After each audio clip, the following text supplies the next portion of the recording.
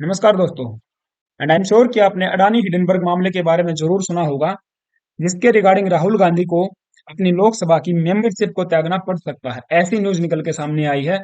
तो क्या वास्तव में राहुल गांधी जी को छोड़नी पड़ेगी अपनी लोकसभा की सदस्यता?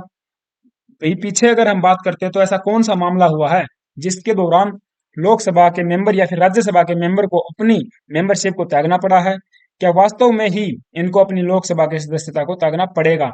और प्रिविलेज मोशन क्या होते हैं, प्रिविलेजेस क्या होते हैं, पार्लियामेंट्री प्रिविलेजेस की अगर बात करते हैं तो इनका कॉन्स्टिट्यूशनल स्टेटस क्या है इंडिया के अंदर, कौन इनको प्रोवाइड करवाता है, प्रिविलेजेस कमेटी क्या होती है? यानी कि बहुत कुछ है इस वीडियो में जानने को। यहाँ पे बीजेपी एमपी है एक निशिकांत दुबे करके, उन्होंने डिमांड की है कि राहुल गांधी की जो लोकसभा की मेंबरशिप है उसको टर्मिनेट किया जाना चाहिए। ऐसा इनके द्वारा एलिगेशन लगाए गए हैं। ठीक है, सारी बातें जानेंगे इस वीडियो में, बट बिफोर वी बिगिन आप सभी से रिक्वेस्ट है यार, प्लीज अगर चैनल पे नए आए हो तो दीप कॉन्सेप्ट चैनल को सब्सक्राइब कर लेना, आप सभी से रिक्वेस्ट है। No, what was the news? News ये है कि राहुल गांधी की अगर हम बात करते हैं, उन्होंने कुछ एलिगेशन लगाए हैं हमारे प्राइम मिनिस्टर नरेंद्र मोदी के ऊपर, who is not a member of लोक सभा but also a leader of the house and also the head of the government, without given praevia notice. बिना कोई पहले नोटिस दिए हुए इनके खिलाफ इन्होंने कमेंट किया है, कुछ एलिगेशन लगाए हैं लोकसभा के अंदर खड़े होके। ऐसा एलिगेशन राहुल गांधी के ऊपर लगा हुआ है। ठीक है, and this is clear cut breach of the Lok Sabha rule. तो लोकसभा के जो रूल एंड रेगुलेशन होते हैं, जो प्रिविलेजेस होते हैं, उनका एक प्रकार से यहाँ पे ब्रीच किया गया है राहुल गांधी के द्वारा। ऐसा आरोप किसके द्वारा लगाया गया है? निशिकांत दुबे के द्वारा। ठीक है, इन्होंने ही जो प्रिविलेज मोशन है इनके अगेंस्ट में लाया है। तो बात हो जाएगी बजट सेशन की। मैंने बताया बजट सेशन जब चल रहा था उसका जो फर्स्ट पार्ट था, उस फर्स्ट पार्ट के अंदर राहुल गांधी ने कमेंट किया था हिडनबर्ग मामले के ऊपर।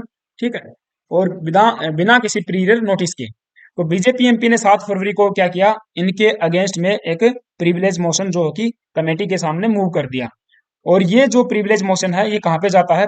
प्रिविलेज कमेटी के पास में जाता है, जिसको चेयर करते हैं बीजेपी एमपी सुनील सिंह वर्तमान में। ठीक है जी। अब बात यह है कि इन्होंने कुछ कमेंट कर दिया, ठीक है, कमेंट कर दिया, मतलब अगर देखा जाए तो पक्ष विपक्ष में ऐसी बातें होती रहती हैं, एलिगेशन लगते रहते हैं। ठीक है, सरकार के खिलाफ में भी और अपोजिशन के ऊपर भी बहुत सारे एलिगेशन लगते रहते हैं। लेकिन मामला ये है कि वे जो एलिगेशन या फिर जो भी रिमार्क्स और कमेंट किए गए थे मोदी जी के ऊपर, उनको सदन के पटल से हटा लिया गया था bye the speaker of the Lok Sabha. ठीक है, यानी कि रिकॉर्ड में उनको नहीं रखा गया था, रिकॉर्ड से उनको हटा लिया गया था। लेकिन बावजूद इसके राहुल गांधी ने वे वाले रिमार्क्स उनको लोकसभा के अंदर जो किए थे, उनको अपने जो ऑफिशियल जो यूट्यूब चैनल है उसके ऊपर पब्लिक कर दिया। यानी कि जो उनका खुद का यूट्यूब चैनल है और कांग्रेस का जो ऑफिशियल यूट्यूब चैनल है उसके ऊपर इसको पब्लिकली शो कर दिया था, इस वाले रिमार्क्स को। तो ये मामला है पूरा का पूरा, जिसके रिगार्डिंग इनके अगेंस्ट में प्रिविलेज मोशन लाया गया है। दूसरी बात इन्होंने कहा, बीजेपी जो एमपी है निशिकांत दुबे, इन्होंने कहा है कि ये जो भी एलिगेशन लगाए गए हैं राहुल गांधी के द्वारा, ये बेसलेस हैं। दीज आर बेसलेस, इनका कोई आधार नहीं है। क्योंकि जो भी डील की गई थी अडानी के द्वारा, वे सभी की सभी deal Congress led UPA government के दौरान की गई थी, न कि बीजेपी के दौरान। ठीक है जी। तो ये भी मतलब एक प्रकार से इन्होंने रिपोर्ट और कुछ डॉक्यूमेंट भी पेश किए थे दुबे जी ने। नेक्स्ट, तो इन्होंने बताया कि ब्रीच ऑफ लोकसभा रूल्स का बिल्कुल यहाँ पे हुआ है राहुल गांधी के द्वारा। ठीक है, तो ये मामला था जिसके रिगार्डिंग उनको अपनी लोकसभा की सीट की है जो उसके ऊपर खतरा मंडरा रहा है।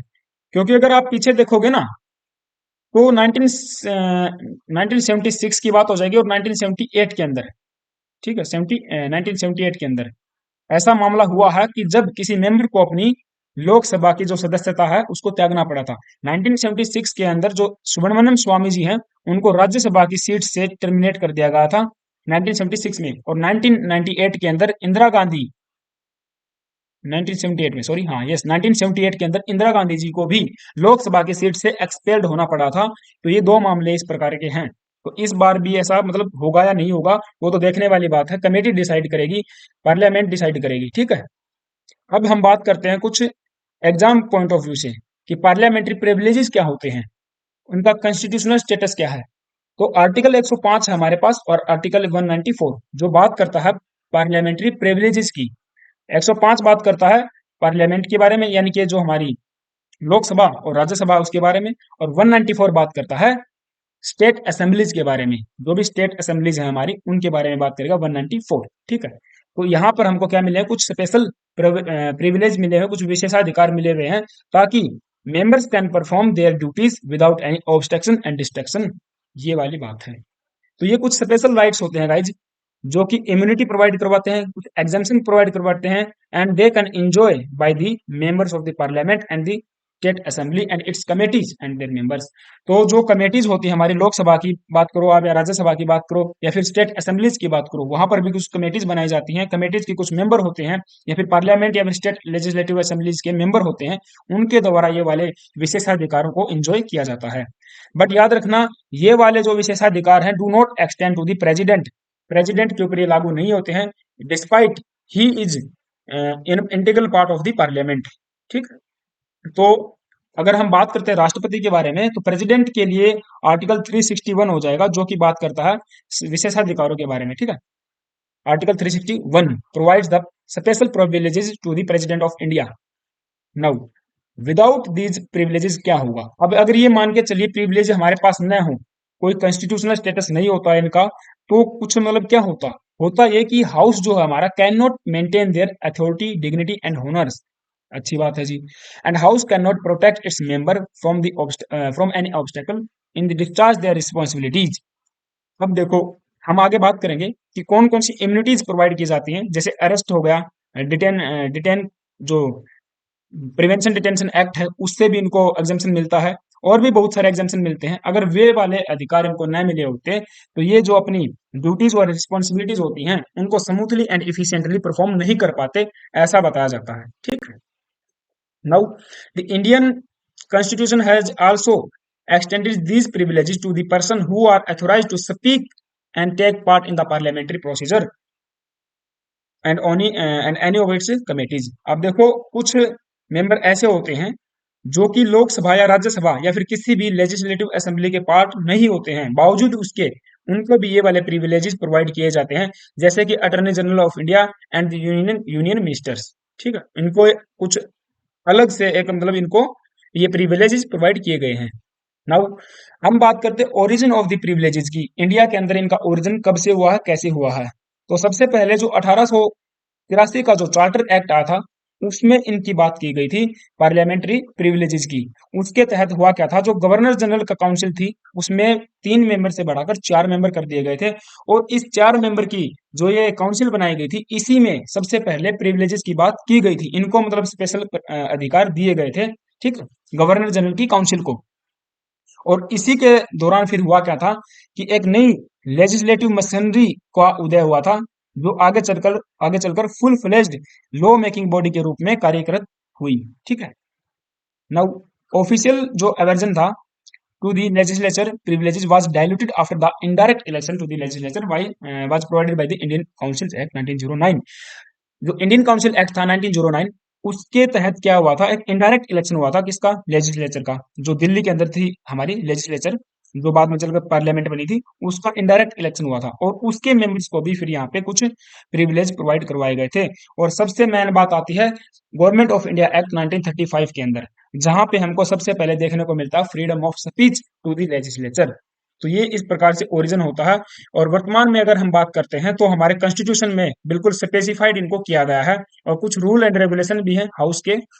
ठीक है। जैसे कि लोकसभा की रूल बुक हो जाएगी, राज्यसभा की रूल बुक हो जाएगी, उसके अंदर भी इनको स्पेशल मेंशन किया गया है प्रिविलेजेस को। ठीक है जी। और आर्टिकल हमने बता ही दिया, 105 हो जाएगा एक आर्टिकल, दूसरा ये भी है 122।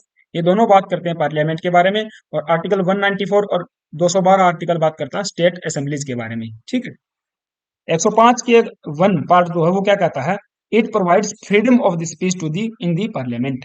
तो ये सबसे बड़ी बात है, फ्रीडम ऑफ स्पीच, समझना है। अब इसी का ब्रीच किया गया है राहुल गांधी के द्वारा इस पर्टिकुलर केस में, कि उन्होंने मतलब ऐसा है, आपको भी फ्रीडम ऑफ स्पीच प्रोवाइड किया गया है, तो इसका मतलब ये नहीं है कि आप कुछ भी बोलते रहोगे। ठीक है। आपको सोच समझ के ही बोलना होगा पार्लियामेंट के सदन के अंदर, पार्लियामेंट में। ठीक है। तो ये बात है, इसका ब्रीच इस प्रकार से इन्होंने किया है। इसी के अगेंस्ट में प्रिविलेज मोशन इनके अगेंस्ट में लाया गया है। Next, uses of parliamentary privileges. The exemption rights and immunities provided to the members of each house of the parliament and the parliament committees are secure independence and effectiveness of the action taken by them। अब जो भी action दिया जाता है members के द्वारा, वो अपने आप स्वतंत्र रूप से ले सकें और वो इफेक्टिव होना चाहिए। इसीलिए ये वाले प्रिविलेज इनको प्रोवाइड किए गए हैं और इनकी डिग्निटी, अथॉरिटी एंड ऑनर्स को बनाए रखा जाए। ठीक है। Now the parliamentary privileges can help to secure the members of the house from any obstruction in their discharge of the action, क्योंकि इनको आगे चल के मैं बताऊंगा जो आर्टिकल 105 का 2 पार्ट है और आर्टिकल 105 का 3 जो पार्ट है, सब पार्ट जो है उसके अंदर कौन कौन सी एग्जामेशन इनको दिए गए हैं। सबसे पहले हम बात कर लेते हैं टाइप ऑफ पार्लियामेंट्री प्रिविलेजेस की। अब इंडिया में दो टाइप के यहाँ पे हमको प्रिविलेजेस देखने को मिलते हैं। देखो, सबसे पहला है स्पेसिफाइड एंड इनुमरेटेड, दूसरा हो जाएगा रिकॉग्नाइज्ड बट अनरिमरेटेड। अब स्पेसिफाइड और न्यूमरेटेड के अंदर कौन, इनुमरेटेड के अंदर कौन से आएंगे, ये वाला पूरा का पूरा पार्ट आ जाएगा आर्टिकल 105 वाला, और ये वाला जो अपना है ना आर्टिकल 122, 212 वाला और 194 वाला। ठीक है, 194, हाँ 122, यस ठीक है। तो ये वाले जो कॉन्स्टिट्यूशन के अंदर जो लिखे हुए हैं, मेंशन किए गए हैं, ये किस में आ जाएंगे, स्पेसिफाइड में आ जाएंगे। बट रिकॉग्नाइज्ड में कौन से आएंगे, वे आ जाएंगे जो हम लोग हमने कहाँ से लिए हैं, हाउस ऑफ कॉमन से लिए हैं, ऑफ द ब्रिटेन। बात करेंगे आगे चलकर। तो सबसे पहले देख लेते हैं आर्टिकल 105 का एक। 105 का एक तो हमने बता दिया था, फ्रीडम ऑफ स्पीच के बारे में बात करता। 105 का दो क्या कहता, immunity from the proceedings in any court. अब जो भी प्रोसीडिंग्स कोर्ट के अंदर होती उनसे क्या करवाता, इम्यूनिटी प्रोवाइड करवाता ये वाला आर्टिकल। क्यों, यदि आपने कुछ भी बातें बोली हैं लोकसभा के अंदर या राज्यसभा के अंदर, या कोई वोट दिया है किसी के अगेंस्ट में या किसी के फेवर में, तो ये आपका स्वतंत्र अधिकार है, आप कुछ भी वहां पे बोल सकते हो, यानी कि फ्रीडम ऑफ स्पीच है। दूसरा, आप ने कोई भी वोट दिया है तो वो भी आपका क्या है कि प्रकार से पर्सनल राइट है आपका वहां पे, यानी कि कॉन्स्टिट्यूशनल राइट है। आपके लिए इस खिलाफ मतलब इस रिगार्डिंग आपके लिए कोई भी प्रोसीडिंग्स कोर्ट के अंदर नहीं चलेगी। ठीक है, मेरा मतलब उनके मेंबर्स के बारे में बात हो रही है ना, तो एमपीज के बारे में बात हो रही है। तो मेंबर्स जो हैं लोकसभा या राज्यसभा के, अगर वो वोट देते हैं या कोई बात बोलते हैं तो उनके खिलाफ में कोर्ट के अंदर प्रोसीडिंग्स नहीं चलेगी, कोर्ट में मामला नहीं जा सकता है। एंड आल्सो सब part 3 provides immunity from the liabilities regarding publication. ठीक है। नाउ जो रिकॉग्नाइज्ड पार्ट है उसमें कौन से आ जाएंगे, सेकंड कैटेगरी है ये, fall those privileges which are enjoyed by the House of Commons और the Parliament of the UK and its member and the committees. तो वे वाले प्रिविलेजेस जो एंजॉय किए जाते हैं किसके द्वारा, यूनाइटेड नेट्स जो यूनाइटेड किंगडम जो है उनकी पार्लियामेंट के द्वारा। ठीक है, यह स्पेशल हमारे कॉन्स्टिट्यूशन में मेंशन नहीं है, ये कुछ रूल एंड रेगुलेशन में मेंशन किए गए हैं। और कब से हम लोग एंजॉय करते हैं, at the commencement of the Indian constitution and would be continued in the force unless they are modified and defined by the Indian parliament law. ठीक है, जब हमारा पार्लियामेंट आएगा इनको मॉडिफाई कर सकता है, चेंज कर सकता है, अन्यथा तब तक ये लागू रहेंगे। Next, Indian parliamentary privileges are categorized into two sub parts. अब जो वाले स्पेसिफाइड थे ना, जो स्पेशल हमारे लिए हमने स्पेसिफाइड किए थे और इनुमरेटेड थे, यानी कि जो आर्टिकल हमने लिखे थे हमारे कॉन्स्टिट्यूशन के अंदर, उनको फिर दो भागों में बांट दिया गया है। एक तो होता कलेक्टिवली प्रिविलेजेस और एक होता इंडिविजुअल प्रिविलेजेस। कलेक्टिवली कौन एंजॉय करता है, हमारी पार्लियामेंट एंजॉय करती है। ठीक है, those privileges which are enjoyed by the Indian parliament और द स्टेट लेजिस्लेटिव असेंबलीज। समझना बात को, ये कलेक्टिवली हो जाएगा। कलेक्टिवली कैसे होगा, आगे फुल डिटेल में इसके बारे में जानेंगे हम लोग। वीडियो थोड़ी लंबी हो सकती है बट बहुत ज्यादा इंफॉर्मेटिव रहेगी, ये मेरा मतलब आपसे वादा है। नाउ इंडिविजुअल की अगर हम बात करते हैं तो वे प्रिविलेजेस जो इंडिविजुअल लेवल के ऊपर एंजॉय किए जाते हैं। जैसे सबसे पहले हम बात कर लेते हैं कलेक्टिवली प्रिविलेजेस की। तो पार्लियामेंट और state assemblies has the right to publish its reports, debates and proceedings and also the rights to prohibit others from the publishing the same. अब बात ये है, देखो जो भी प्रोसीडिंग्स चलती है पार्लियामेंट के अंदर या स्टेट लेजिस्लेटिव असेंबली के अंदर, जो भी डिबेट्स होती है, ठीक, वो उसको आप पब्लिक कर सकते हो, मीडिया के अंदर उसको पब्लिक कर सकते हो। जैसे आप देखोगे वर्तमान में दूरदर्शन के ऊपर जो भी लोकसभा और राज्यसभा की प्रोसीडिंग्स होती हैं उनको दिखाया जाता है। यूट्यूब चैनल की, इनका यूट्यूब चैनल भी है ना, टीवी के ऊपर भी दिखाया जाता है, कॉमर्शियल भी होता है इनका। लेकिन बात ये थी पहले कि ये प्रोहिबिट कर सकते थे, मतलब हमारे जो पार्लियामेंट है उसको पावर था, उसको अधिकार था कि ये प्रोहिबिट कर सकता है उसको पब्लिक करने के लिए। लेकिन जो 44th कॉन्स्टिट्यूशन अमेंडमेंट एक्ट था 1970 एक्ट का, उसके अंदर इस बात को रिस्टोर किया गया कि freedom of press, freedom of the press to the public publish true reports of the parliamentary proceedings without prior permission to the house। कि आप जो है ना, यानी कि मीडिया जो है, इन जो जो भी प्रोसीडिंग्स हैं, without permission of the house इनको क्या कर सकती है, पब्लिक कर सकती है। ये बात किसमें बोली गई थी? 44वें संविधान संशोधन 1978 के दौरान बात कही गई थी। But this is not applicable to the case as a secret sitting. अगर कोई सीक्रेट मीटिंग हमारी हो रही है, इंटरनल सिक्योरिटी को लेकर हो रही है, या फिर कोई दूसरा कोई मैटर है जो कि बहुत ज्यादा कॉन्फिडेंशियल है, तो उसके लिए आप उस मीटिंग्स को या फिर उस प्रोसीडिंग्स को पब्लिक नहीं कर पाओगे। ये बात भी यहाँ पे स्पेशल मेंशन की गई थी, ठीक है। And it can exclude strangers from its proceedings.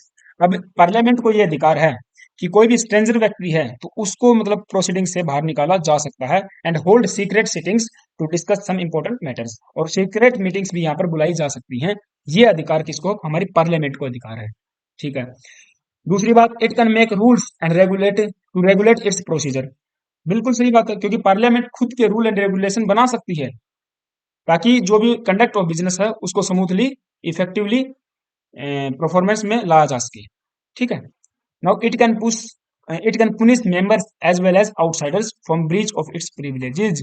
अब ये वाला मामला है कि ये वाला जो अधिकार है पार्लियामेंट का, इसी का यूज किया जाएगा अगेंस्ट राहुल गांधी जी, और इसी का यूज किया गया था अगेंस्ट सुब्रमण्यम स्वामी और इंदिरा गांधी जी के द्वारा, इंदिरा गांधी जी, ठीक है। क्योंकि ये पार्लियामेंट पुनिश कर सकती है। अब पुनिशमेंट के दौरान तौर पे आपको कुछ भी पुनिशमेंट मिल सकती है, यानी कि जैसे कि एक्सपेल किया जा सकता है फ्रॉम द मेंबरशिप, या फिर कोई दूसरी पनिशमेंट मिल सकती है, ठीक है। तो ये वाली बातें हो जाएंगी अगर आपने क्या किया, ब्रीच ऑफ इट्स प्रिविलेजेस। अगर जो अधिकार आपको मिले हैं उनको ब्रीच किया है, जो रूल एंड रेगुलेशन है पार्लियामेंट के उनको यदि ब्रीच किया है, ठीक है। Parliament also have the right to receive immediate information about the arrest, detention, conviction, imprisonment and release of a member। यदि किसी मेंबर को अरेस्ट किया गया है, डिटेंशन में रखा गया है, अगर इम्प्रिजनमेंट यानी कि उसको जेल भी हुई है, तो इमीडिएट एक्शन के ऊपर, इमीडिएट बेस के ऊपर इंफॉर्मेशन देनी पड़ेगी लोकसभा के अंदर। ये भी अधिकार किसको है? लोकसभा को है। Now the courts are prohibited to inquiry into the proceedings of the house and its committees. जो भी कमेटी होती है, जो भी प्रोसीडिंग्स होती हैं लोकसभा की या राज्यसभा की, उनके अंदर कोर्ट कोई भी इंटरफेयर नहीं करेगा। कोर्ट को यहाँ पे प्रोहिबिट किया गया है। यहाँ ये प्रिविलेज किसको मिला हुआ है? हमारी पार्लियामेंट को मिला हुआ है। And no person either the member or outsider can be arrested and no legal process civil हो या फिर चाहे क्रिमिनल हो, can be served within the house without the permission of the presiding officer. ये भी बात बहुत यहाँ पे मतलब एक प्रकार से इंपॉर्टेंट रहने वाली है कि कोई भी पर्सन जो लोकसभा के अंदर या राज्यसभा के अंदर बैठा हुआ है, उनकी प्रोसीडिंग्स में भाग ले रहा, चाहे वो मेंबर है या फिर आउटसाइडर है। अब आउटसाइडर से यहाँ पे मतलब हो जाएगा जो भी ऑफिशियल्स हैं, गवर्नमेंट के जो भी ऑफिशियल्स हैं, है ना, जो सिविल अधिकारी हैं, उनसे हो जाएगा। अगर मान के चलिए कोई भी उनके ऊपर लीगल या लीगल प्रोसीडिंग्स आपको लेके आनी है कोर्ट को, चाहे वो सिविल हो या फिर चाहे वो क्रिमिनल केस में हो, तो यदि बंदा कहाँ पर है, विद इन द हाउस है, तो आपको प्रिजाइडिंग ऑफिसर की क्या लेनी पड़ेगी? यहाँ पे परमिशन लेनी पड़ेगी। In case of Lok Sabha, he is or she is the speaker of the Lok Sabha, है ना। और राज्यसभा में कौन हो जाएंगे? चेयरमैन ऑफ द राज्यसभा, ठीक है। तो उनकी परमिशन के बिना आप उसको अरेस्ट नहीं कर पाओगे। तो ये वाले कुछ प्रिविलेजेस थे कलेक्टिवली, ठीक है। तो यहाँ पे आप अब देखो मतलब देखा जाए तो बहुत सारे प्रिविलेज यहाँ पे मिले हुए हैं, बहुत सारे एग्जाम्पशन यहाँ पे मिली हुई हैं, कलेक्टिवली भी और इंडिविजुअली भी। तो अगर ये नहीं मिलते तो स्मूथली जो कंडक्ट है बिजनेस हाउस का वो नहीं हो पाता यहाँ पे। इंडिविजुअल की अगर हम बात करते हैं तो इंडिविजुअल में थोड़ा सा अलग है, डिफरेंट है। जैसे कि member of the parliament and state legislative assemblies can not be arrested during the session. अब जैसे सेशन चल रहा है ना, तो सेशन के दौरान में किसी भी मेंबर को अरेस्ट नहीं किया जाएगा। 40 दिन पहले और 40 दिन बाद, जब सेशन चल रहा है ना, सेशन के 40 दिन पहले भी अरेस्ट नहीं किया जाएगा और 40 दिन बाद भी अरेस्ट नहीं किया जाएगा। And these privileges are available only in civil case. अगर इंडिविजुअल की हम बात करते हैं तो केवल सिविल केस में ही ये लागू होते हैं, not in the criminal case और एनी प्रिवेंटिव डिटेंशन केस। समझ में आई बात? देखो एक बार फिर से देखो, जो कलेक्टिवली किसकी बात करता है, चाहे वो मेंबर है या फिर आउटसाइडर है, चाहे आपके ऊपर सिविल केस है या फिर क्रिमिनल केस है, आपको अरेस्ट नहीं किया जाएगा विदाउट एनी परमिशन। परमिशन के बाद अरेस्ट किया जा सकता है, ये वाली बात है। लेकिन यहाँ पे ये कहता है कि आप जब तक ये पे सेशन चल रहा ना, जब तक लोकसभा का या फिर राज्यसभा का सत्र चल रहा है, आपको तब तक 40 दिन पहले और 40 दिन बाद आपको गिरफ्तार नहीं किया जाएगा, यदि तो आप मेंबर हैं। लोकसभा के या फिर राज्यसभा के। लेकिन क्रिमिनल अगर केस है ना उसके आपके पास, या फिर कोई प्रिवेंटिव डिटेंशन केस है, तब आपको अरेस्ट किया जा सकता है। आई होप कि आपको चीजें समझ में आ रही होंगी, है ना। Now they have freedom of speech in the parliament, तो ये बात तो है, फ्रीडम ऑफ स्पीच तो इनके पास है ही है, ठीक है। And they are exempted from the jury services, और जूरी सर्विसेज से भी इनको एग्जेम्पशन मिलता है। They can refuse to give evidences and appear as witnesses in the case of pending courts in the Parliament when the session is running on. तो जब अगर session चल रहा है, अब मान के चलिए पहले से आपके ऊपर कोई केस चल रहा है, अब मेंबर की बात हो रही है ना, तो मेंबर के ऊपर यदि पहले से कोई केस चल रहा है, तो आपको सेशन के दौरान एविडेंस पेश करने की या फिर कोर्ट के अंदर जाने की जरूरत नहीं है। उससे भी आपको यहाँ पे छूट मिली हुई है। नाउ अब बात करते हैं कमेटी ऑफ द प्रिविलेजेस की। अब इन प्रिविलेजेस को देखने के लिए, इनको एग्जामिन करने के लिए, इनके फंक्शन को स्मूथली रन आउट करने के लिए एक कमेटी बनाई जाती है 15 मेंबर की। लोकसभा के अंदर तो 15 मेंबर हो जाएंगे, और राज्यसभा के केस में 10 मेंबर की एक कमेटी बनाई जाती है। दोनों के लिए अलग अलग कमेटी बनेगी, ये भी याद रख लेना। And these members are nominated by the speaker of the Lok Sabha in case of Lok Sabha, and in case of Rajya Sabha these members are nominated by the chairman of the Rajya Sabha, ठीक है। लोकसभा के अंदर हम बात करते हैं तो स्पीकर नॉमिनेट करेगा किसको, हेड ऑफ द कमेटी को। और राज्यसभा में यहाँ पे डिप्टी जो चेयरमैन है, head of the privilege committee. अच्छा, राज्यसभा में क्या होगा, जो डेप्यूटी चेयरमैन है ना हमारे, वो क्या होते हैं, head of the committee of the privilege. जो ये कमेटी है प्रिविलेजेस की, उसके हेड कौन होंगे, डिप्टी चेयरमैन होंगे। लेकिन लोकसभा में इसको नॉमिनेट किया जाएगा bye the speaker of the Lok Sabha, ठीक है। तो यहाँ पे 15 मेंबर रहेंगे, यहाँ पे 10 मेंबर रहेंगे, याद रख लेना। कई बार पूछ लेता है कि इसके अंदर कितने मेंबर रहेंगे, इसके अंदर कितने मेंबर रहेंगे, ठीक है। नाउ कमेटी का फंक्शन हमने देख लिया। Its function is to examine every question involving a breach of privileges of the house or the member of the any committee, ठीक है ना। And it determines concerning the fact and make stable recommendation on its report. अब जैसे मान के चलिए, अब ये क्या हो गया, बैटरी लो हो गई। देखो, अब मैं बात करता हूँ थोड़ी सी, देखो जैसे कोई मेंबर है लोकसभा का, केस ले लेते हैं राहुल गांधी का। राहुल गांधी है, इनके अगेंस्ट में हमने क्या लेके आए हैं, एक हमने मतलब बीजेपी मेंबर क्या लेके आए हैं, एक प्रिविलेज मोशन लेके आए हैं, ठीक है। अब प्रिविलेज मोशन इनके अगेंस्ट में आ गया। अब इसको सबसे पहले किसके सामने रखा जाएगा, स्पीकर के सामने रखा जाएगा। अब यहाँ पे स्पीकर साहब जो है ना, इसके ऊपर डिसीजन भी ले सकते हैं, या फिर इसको किसको दे सकते हैं, इसको रेफर कर सकते हैं टू दी प्रिविलेजेस कमेटी, ठीक है। प्रिविलेजेस कमेटी को देंगे, और फिर कमेटी जो भी रिकमेंडेशन होगी, जो भी पुनिशमेंट यहाँ पे देनी होगी, उसको रिकमेंडेशन के तौर पे फिर से लोकसभा के स्पीकर को पेश कर देगी। अब फिर लोकसभा का स्पीकर क्या करेगा, वो वाली जो पुनिशमेंट है जो रिकमेंड की गई है कमेटी के द्वारा, वो दे दी जाएगी, ठीक है। इस प्रकार से सारी प्रोसीडिंग्स चलती हैं।